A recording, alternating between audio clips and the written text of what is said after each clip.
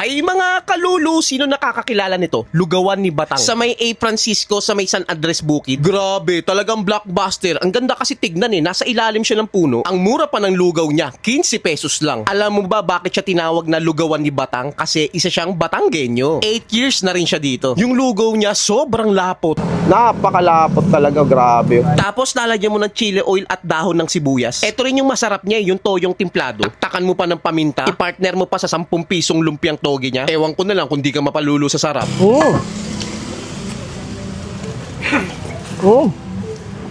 Kaya pala siya pinipilahan dito at pinupuntahan ng mga parokyano niya. Dahil napakasarap ng lugaw niya. Yo, Kuya Batang, pa-order ako ng isang lugaw. Ano masarap i-partner dyan? Kompleto yan. Wala ka na kung anong gusto niya. Ano yung mga laman niya dyan? Isang klase lang tayo, puso. Puso lang? Opo. Sige, may kasamang puso at saka isang lumpia. Ayun, no? Tuwing ano oras kayo dito nag-open tsaka nagsasara? Alas 12 po sa 5:30. Hanggang 5:30 ng hapon. Pagkano yung lugaw? 15 po plate, 35 may laban. 15 pesos lang, napakamura.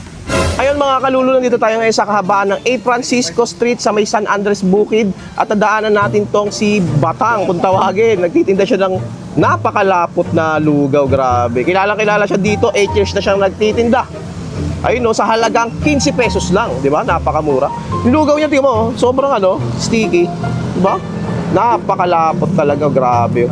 Yun, masarap to, timplahan natin Ayun no, dito, lagyan natin ng chili oil ni Batang. Ayun, grabe Tapos, timplahan natin ng dahon ng sibuyas o onion leaves. Sarap naman. Tapos, ito yung toyo niyang timplado daw.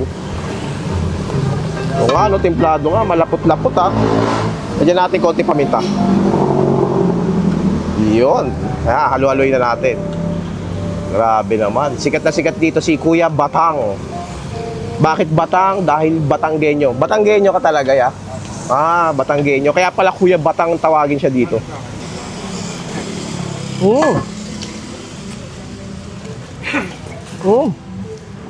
Kaya pala siya pinipilahan dito at pinupuntahan ng mga parokyano niya.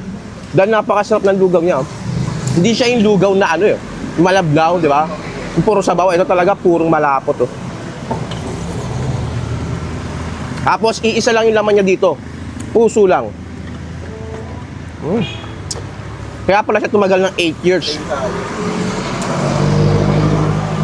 Sarap. Nakaka-addict yung lugaw niya. Isa na to sa mga pinakamasarap ko natikman na lugaw.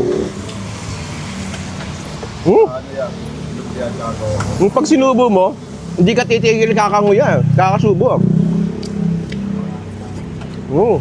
At meron din siya ditong lumpiang toge sa halagang 10 piso lang Napakamura na.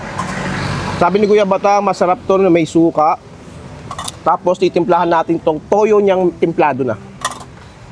Ayun grabe. Lapot medyo malapot-lapot yun Tikman natin yan.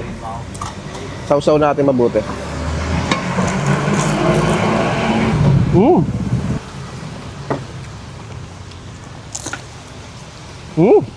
Kung gusto niyo matikman yung lugaw ni Kuya Batang, syempre dito lang yan sa A. Francisco Street sa may San Andres Bukid, Manila. Kasiguradong mapapalulo ka sa sarap.